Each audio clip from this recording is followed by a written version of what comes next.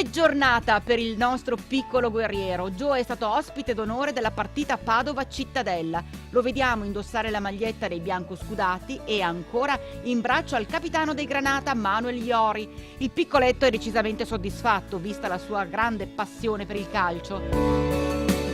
E ormai sta giungendo al termine la corsa di solidarietà per raggiungere quota 400.000 euro. A oggi la cifra è salita a 333.000, cui, lo ricordiamo, dobbiamo aggiungere i 50.000 stanziati dalla Regione Veneto, che come voi telespettatori ha preso a cuore questo bimbo di 2 anni e poco più perché possa essere sottoposto all'intervento in Florida che gli permetterà di correre e giocare. L'unica alternativa, lo ricordiamo ancora una volta, sarebbe l'amputazione.